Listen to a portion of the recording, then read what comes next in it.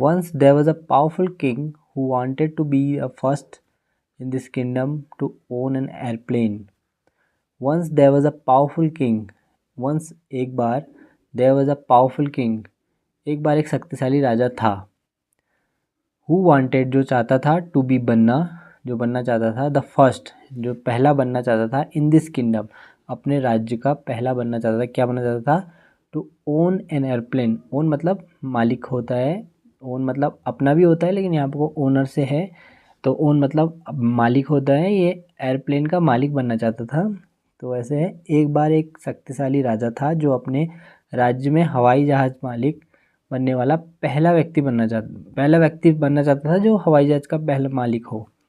तो ये स्टोरी का तो ये एक स्टोरी है. आज जैसे आप जानते हैं हम स्टोरी कवर करते हैं, इंग्लिश स्टोरी को हिंदी में ट्रांसलेट करते हैं. तो आज की हमारी स्टोरी है हाफ नॉलेज यानी कि अधूरा ज्ञान. तो इस कहानी में क्या है आज आप देखेंगे. बहुत ही अच्छी स्टोरी है, इंटरेस्टिंग स्टोरी है और इस स्टोरी में भी आपको अच्छे वर्ड मिलेंगे, अच्छे सेंटेंस मिलेंगे और आपकी पकड़ इंग्लिश में मजबूत होगी. तो चलिए देखते हैं, शुरू करते हैं. तो जैसे आपने देखा once there was a powerful king who wanted to be the first in this kingdom to own an airplane. एक बार एक शक्तिशाली राजा था जो अपने राज्य में हवाई जहाज का मालिक बनने वाला पहला व्यक्ति बनना चाहता था. He send his best and most trusted man to another kingdom to learn how to fly an airplane. He send यानी कि उसने भेजा हिज बेस्ट अपने सबसे अच्छे एंड मोस्ट ट्रस्टेड जो बहुत ही ज़्यादा भरोसेमंद आदमी था, trusted man, to another kingdom यानी कि दूसरे राज्य में भेजा उसने. To learn how to fly an airplane. To learn यानी कि सीखने के लिए भेजा कि हवाई जहाज हाउ टू फ्लाई कैसे उड़ाया जाता है हवाई जहाज airplane.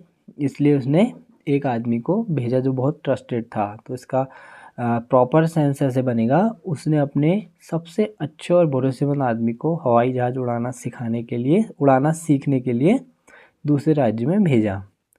The king was excited and begin preparing everything back home.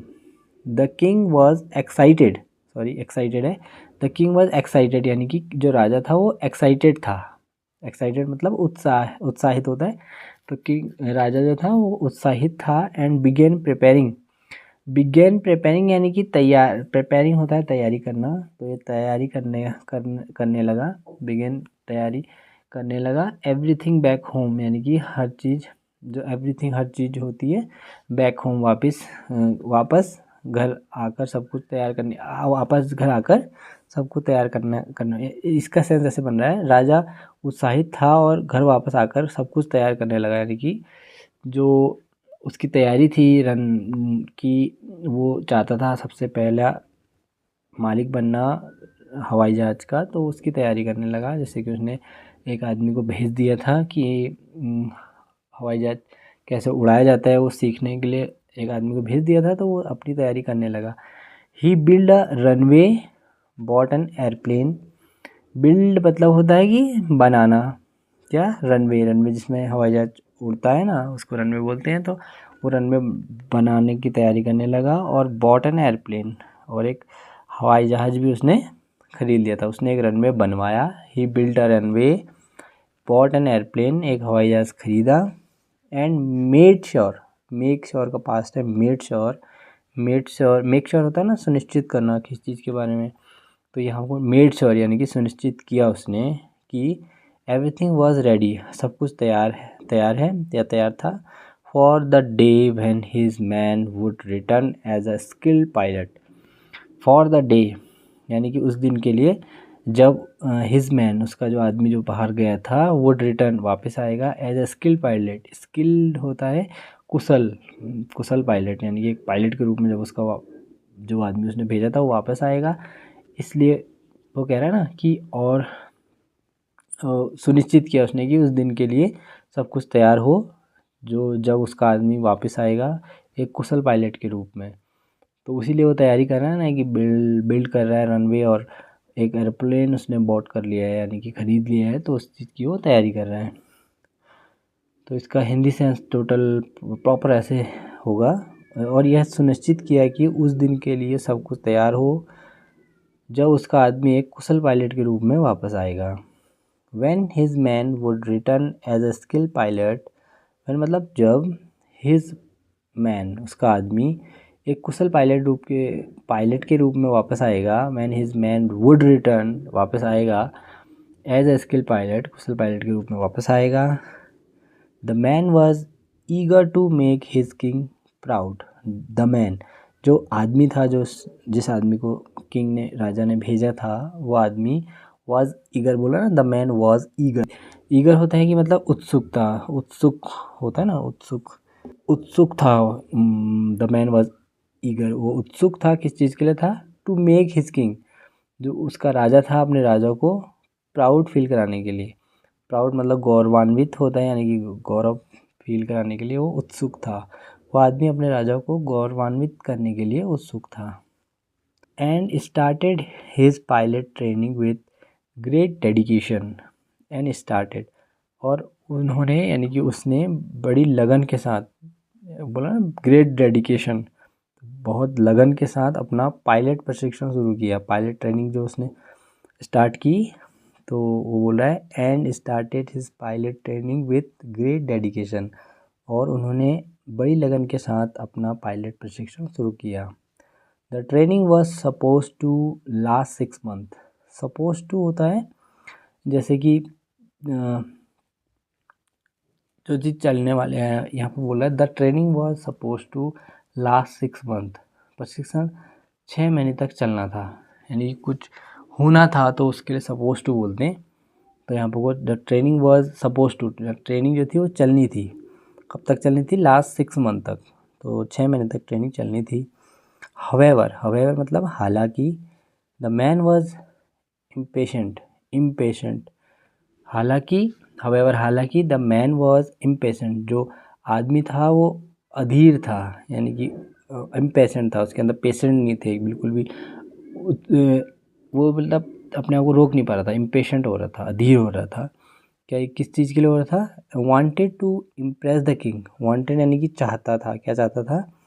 Impress करना चाहता था द किंग को, जो उसका राजा था उसको इम्प्रेस करना चाहता था एज क्विकली एज पॉसिबल, यानी कि जितना जल्दी हो सके वो उसको हवाई जहाज़ को चलाना सीख के राजा को इम्प्रेस करना चाहता था। तो इसका हिंदी ऐसे है, हालांकि वह आदमी अधीर था और जितनी जल्दी हो सके राजा को प्रभावित करना चाहता था, इम्प्रेस करना चाहता था।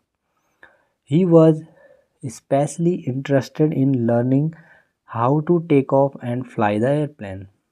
He was especially मतलब ख़ास तौर पे इंटरेस्टेड था, यानी कि उसको जो ज़्यादा इंटरेस्ट जो था, जो रुचि थी उसकी किस चीज़ में थी? स्पेशली यानी कि ख़ास करके learning how to take off. जो टेक ऑफ होता है कि जो हवाई जहाज़ उड़ता है तो उसे टेक ऑफ बोलते हैं। तो वो टेक ऑफ करने सीखने के लिए वो ज़्यादा उत्सुक था, इंटरेस्टेड था of and fly the airplane, और जहाज़ को उड़ाने के लिए ज़्यादा उत्सुक था। तो ऐसे है, उसे विशेष रूप से यह सीखने में रुचि थी कि हवाई जहाज़ कैसे उड़ाया जाता है।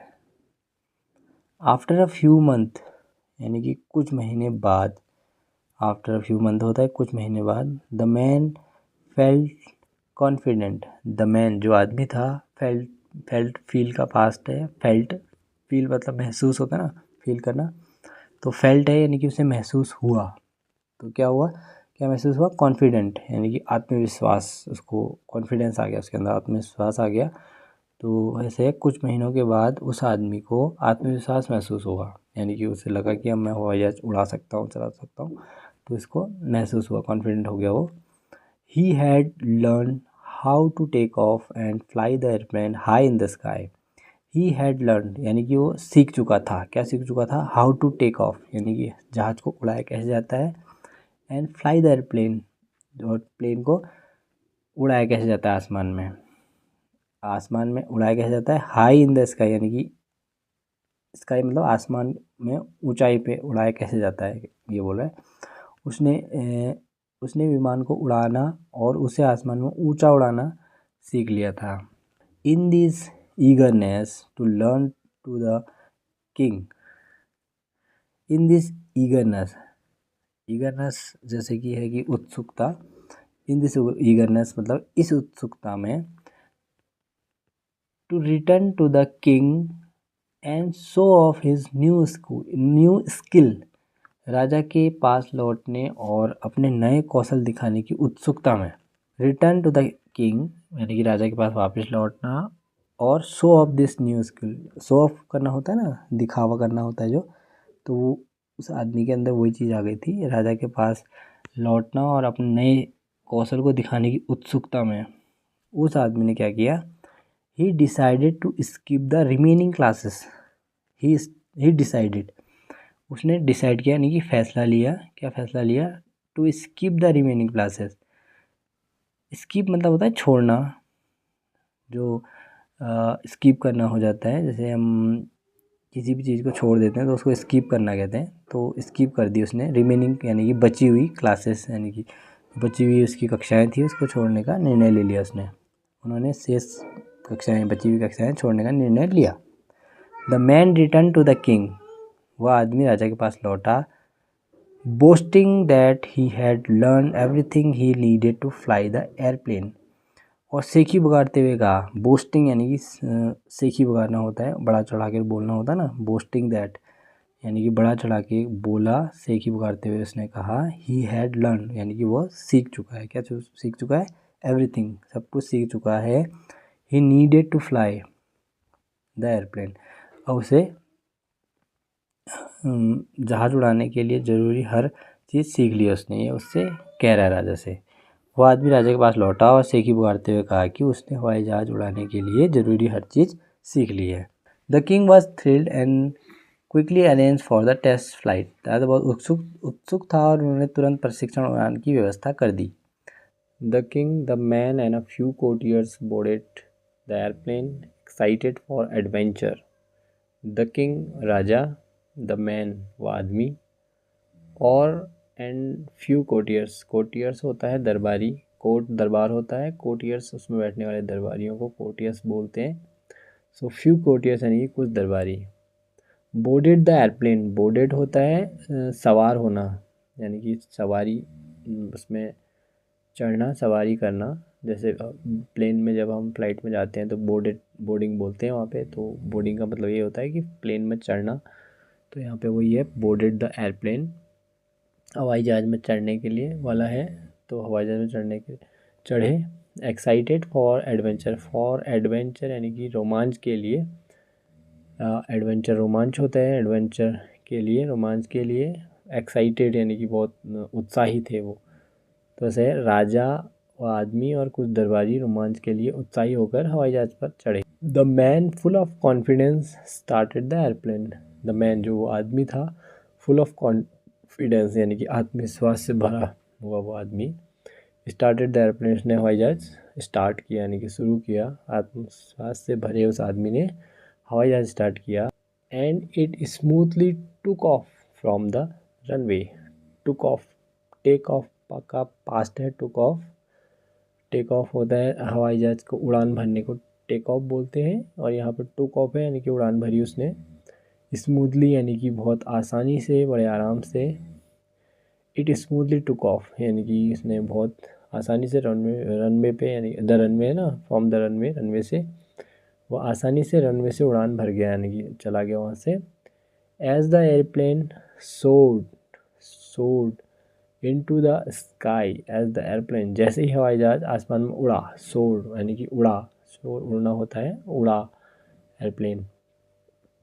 Everyone on board was in overjoyed यानी कि खुश होने को बोलते हैं ओवरजॉयड। एवरीवन हर कोई, ऑन बोर्ड जो भी उसमें सवारी कर रहा था, सवार था उस प्लेन में, वो बहुत खुश हुए जैसे ही हवाई जहाज़ आसमान में उड़ा। As the airplane soared into the sky, उसमें सवार सभी लोग बहुत खुश हुए। Everyone on board was overjoyed. They look down and saw the kingdom from above. Look down यानी कि नीचे देखने को लुक डाउन बोलते हैं, यानी कि उन्होंने प्लेन से नीचे देखा होगा तो नीचे देखा। एंड सॉ यानी कि देखने को सॉ बोलते हैं ना। तो सॉ द किंगडम, अब जो उनका राज्य था उन्होंने देखा। फ्रॉम अबव यानी कि ऊपर से देखा, उन्होंने नीचे देखा और ऊपर से राज्य को देखा। Beautiful mountains, reverse, villages, waterfalls, Pond's and farms, खूबसूरत पहाड़ ब्यूटीफुल माउंटेन्स, रिवर्स नदियाँ, विलेजेस गांव, वाटरफॉल्स झरने, पॉन्ड्स यानी कि तालाब और फार्म्स यानी कि खेत। It was an amazing site, यह एक अद्भुत दृश्य था। साइट यानी कि दृश्य, अमेजिंग अद्भुत, इट वॉज यानी कि वह था, एंड मतलब एक। और राजा को बहुत गर्व हुआ कि क्या कह रहा है आगे, the king was very proud, ये देखकर, जो देख रहा था वो दृश्य वहाँ से, उसे देखकर बहुत गर्व हुआ। However, हालांकि after some time a warning signal began to beep, after some time कुछ समय के बाद, वार्निंग सिग्नल, वार्निंग मतलब चेतावनी, सिग्नल यानी कि संकेत, बिगेन टू डीप, डीप यानी कि बजना, बजाओ, बिगिन यानी शुरू हुआ, कुछ समय बाद एक चेतावनी संकेत बजने लगा वहाँ पे। Low fuel we can fly for at most 15 या मोर, कह रहा है कि कम ईंधन से हम लगभग 15 मिनट उड़ सकते हैं। इस तरह का एक बीप साउंड वहाँ पे आ रहा था जो वो सुन रहे थे।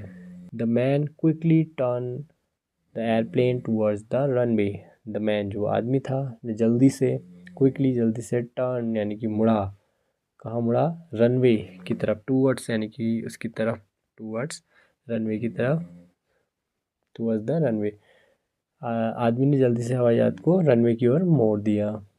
But as they approach panic set in, but यानी कि लेकिन, एज दे अप्रोच जैसे वे निकट पहुँचे, अप्रोच यानी कि पहुँचना, अप्रोच जैसे कि उनको लगा कि हम नज़दीक पहुँच रहे हैं, अप्रोच किया उन्होंने, जैसे कि वो नज़दीक पहुँचे, पैनिक सेट इन यानी कि घबराहट शुरू हो गई, पैनिक घबराहट, सेट इन यानी शुरू हो गई उनकी। ही रियलाइज, जो आदमी था उसे रियलाइज हुआ यानी कि उसे एहसास हुआ, ही डिडंट नो, वो नहीं जानता था, क्या नहीं जानता था, हाउ टू लैंड प्लेन, यानी कि लैंड यानी उतारना, कैसे उतारा जाता है उसे, हाउ टू लैंड उसको पता नहीं था, उतारना नहीं जानता था वो, तो उसे एहसास हुआ कि वह विमान को उतारना नहीं जानता था। ही हैड नेवर लर्नड, यानी कि उसने सीखा नहीं था, क्या नहीं सीखा था, how to bring the airplane safely back to the ground, how to land, उसने सीखा नहीं था कि विमान को सुरक्षित तरीके से वापस ज़मीन पे कैसे लाया जाए, कैसे लाया जाता है, उसने ये सीखा ही नहीं था।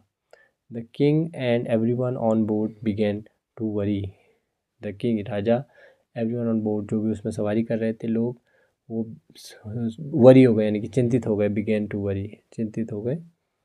There was no help available in the sky, there was, ना वहाँ नहीं था, क्या नहीं था, हेल्प यानी कि कोई मदद नहीं थी, स्काई आसमान में कोई मदद नहीं थी। And a fuel was running out fast, और ईंधन तेज़ी से ख़त्म हो रहा था। Despite the man's offers, despite the man offers, the airplane crashed into the mountain after 15 minutes. Despite the man